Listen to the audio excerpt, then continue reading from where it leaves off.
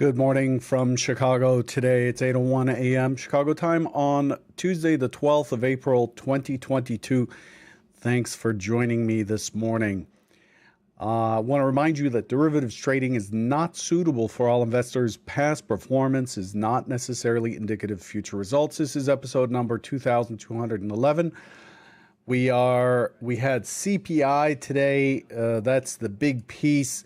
We're going to dive right into this convergent trading pre-market summary sheets showing that we have a risk-on sentiment, calling it mild because not all indices are pushing as hard as the NASDAQ is.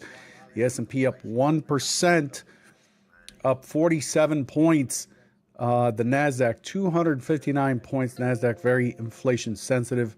This morning we've got a market that has popped through the lows of last week, which were at 44.50 in the S&Ps, and back in balance after breaking lower yesterday. So what's on deck?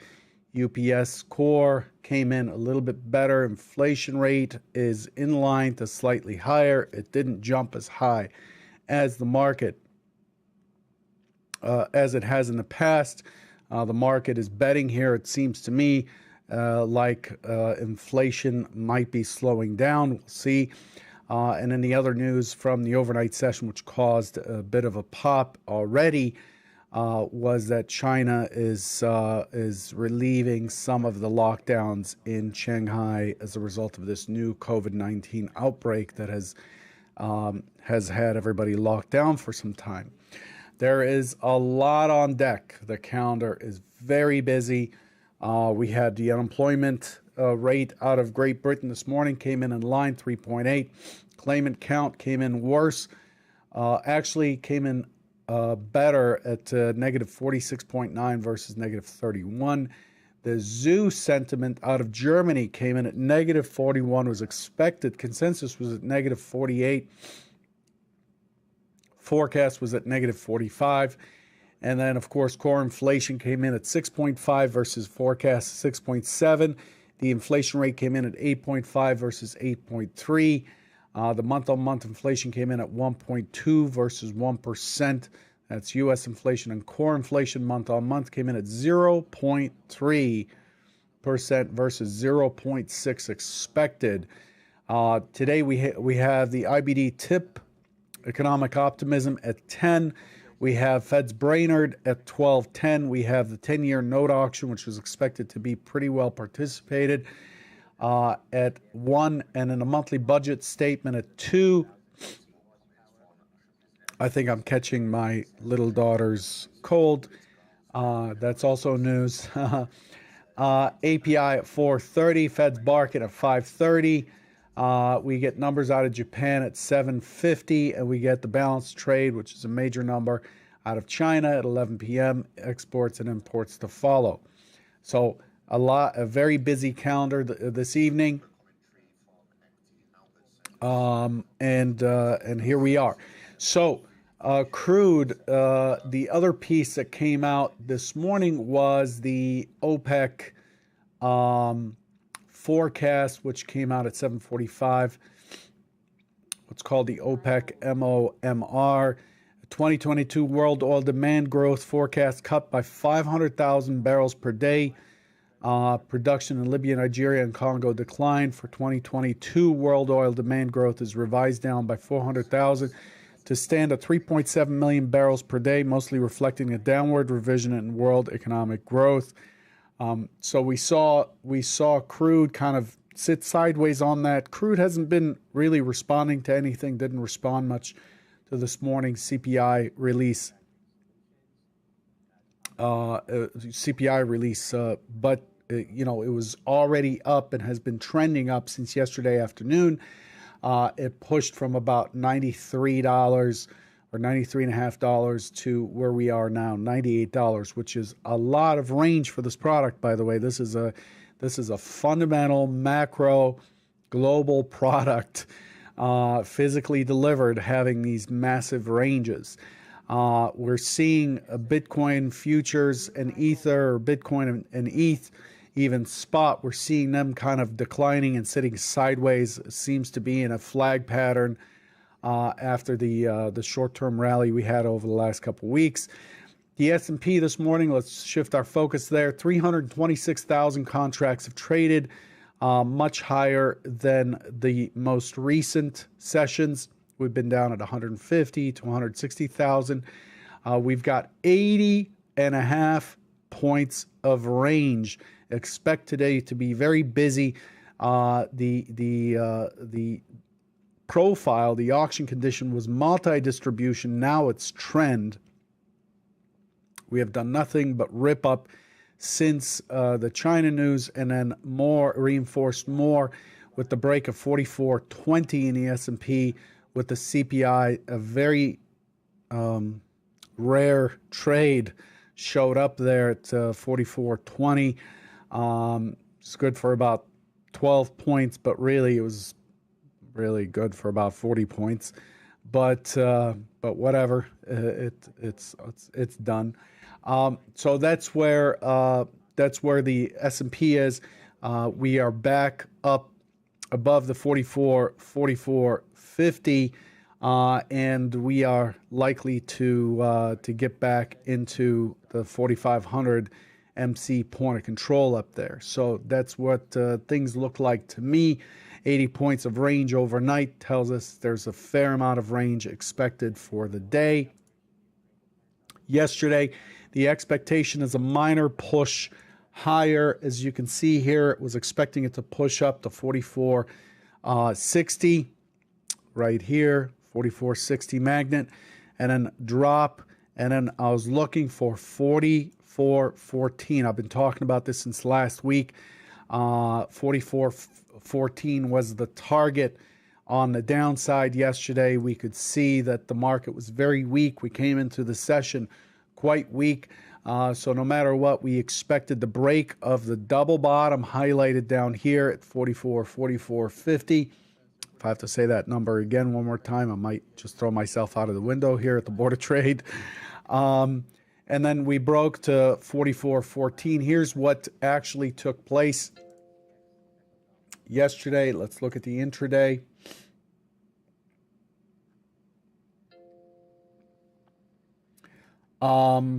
So we had the two bottoms from last week. They're highlighted by this prior weekly low.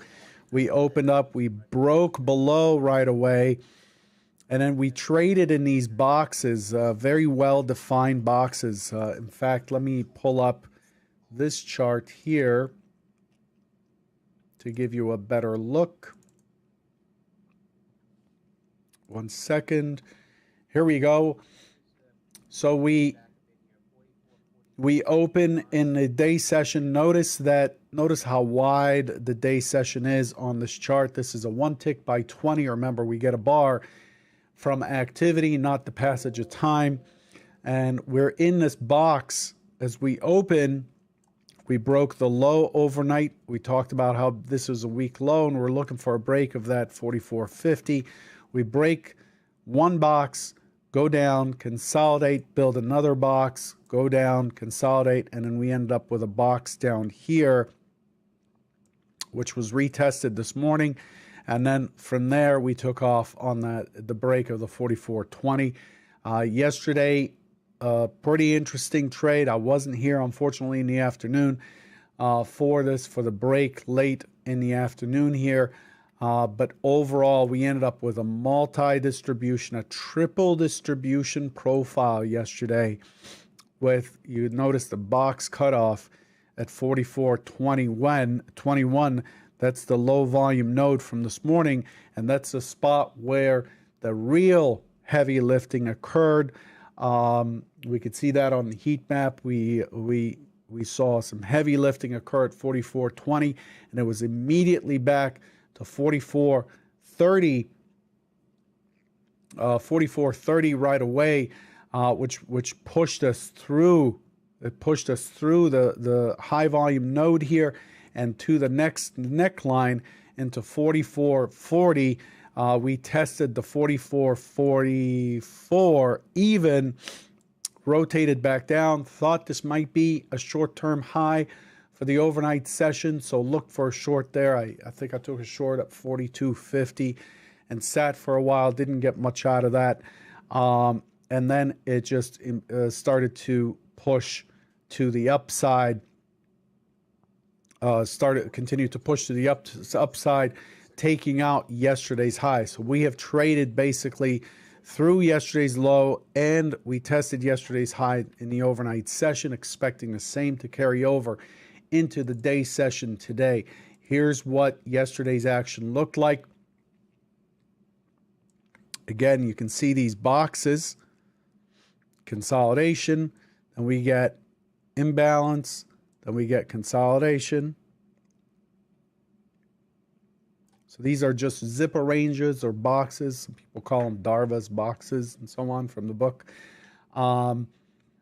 Very, very clear areas of support, resistance, consolidation, and that's what helps form these profiles. So we could see where the volume was, or where the heavy volume took place within these boxes by using a volume profile.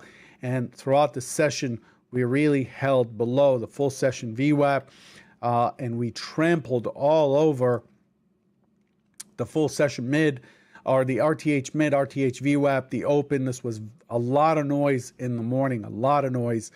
And it looked to me right in here, right before it broke down, it looked to me like it was not able to push lower prices. So I did make a comment, and this is just, 50-50.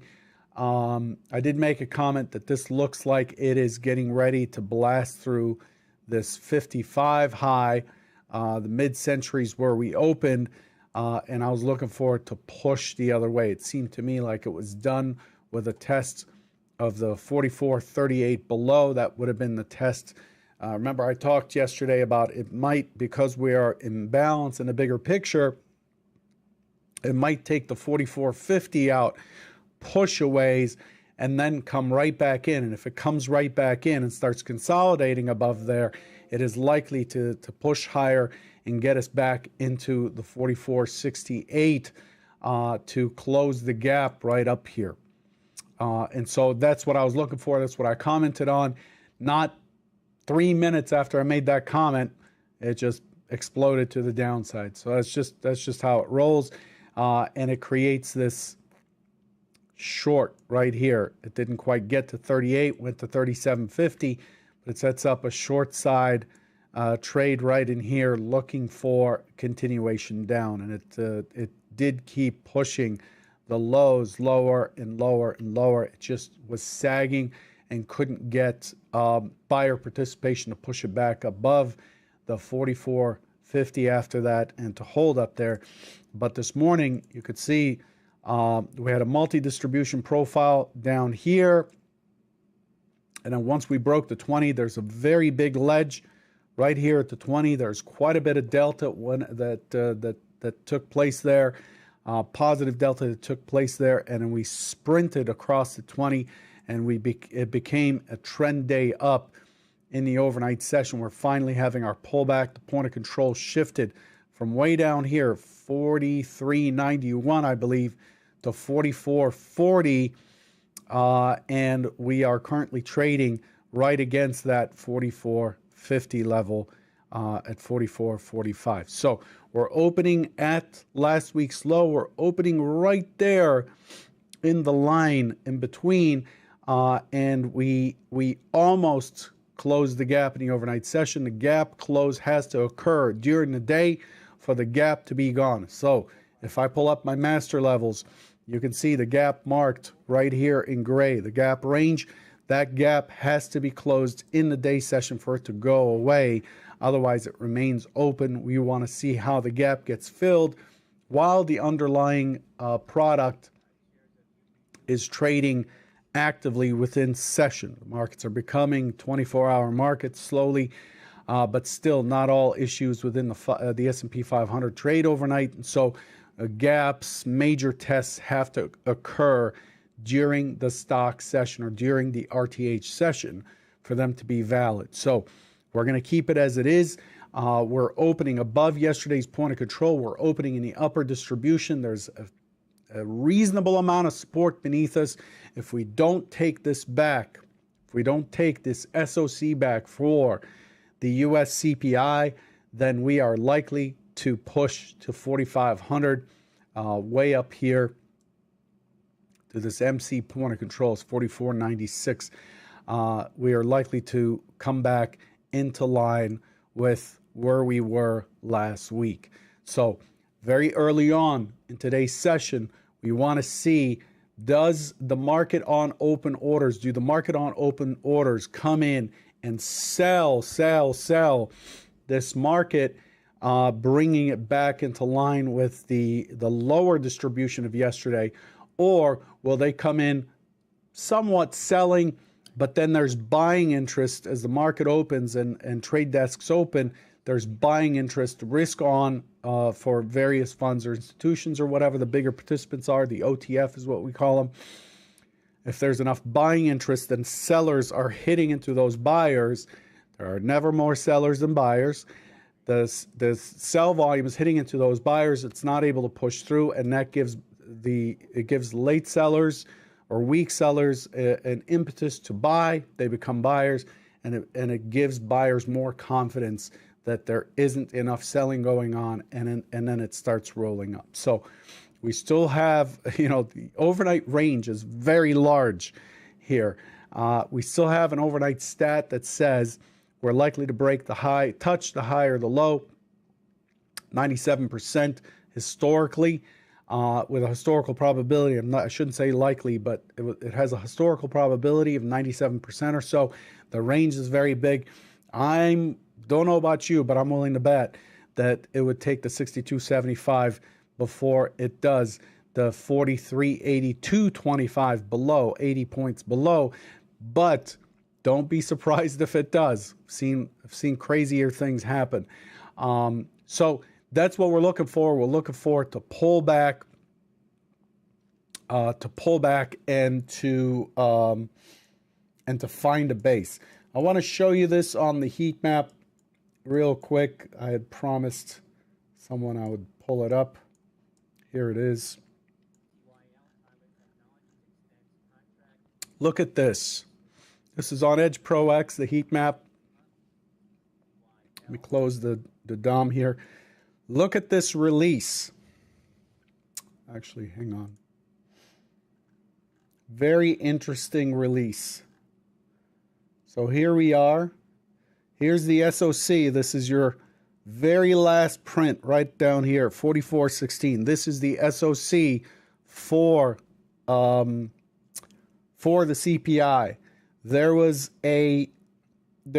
an iceberg right here at 44.20. You can see 44.20 traded 12.20 right there. This is MBO data. This is rhythmic MBO data. It is very precise, detailed data. You can see, you can even see where the large lots are sitting right now at 44.20. You can see out of the 109 there's approximately 50 or so, 60 lots sitting there as a single block trade. Very important to have that, especially for scalping. But we had pushed to 1950, pulled back to the 16, and then we had a print down here at the 16.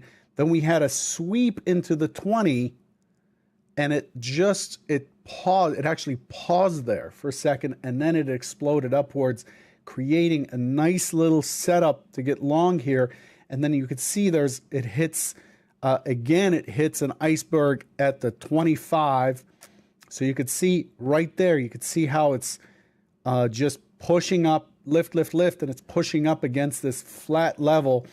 And then it creates a secondary trade on the pullback. So it explodes upwards. So this is what I call a collision. This is a term I coined back in 2015 when I was using Bookmap.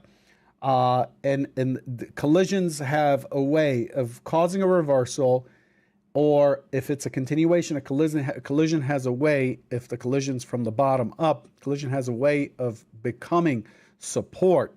And so it comes and it flashes back into the 25 and breaks higher.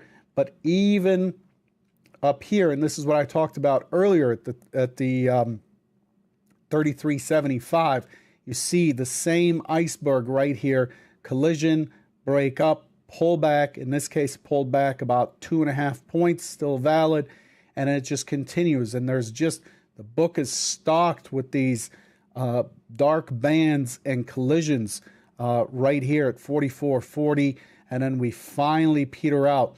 And remember, we petered out just 2 ticks below the 44.50 right here. It set up a 42.50 short right there, and then it ended up flowing a little bit before managing to come back and push back up. But very interesting to see that order flow at work.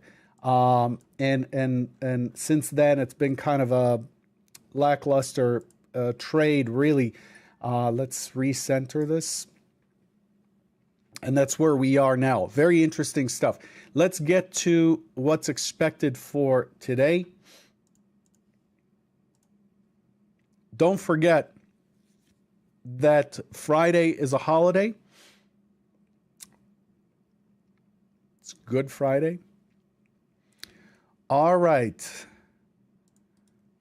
We've got... So we are trading at 44.41. We are against the magnet right here.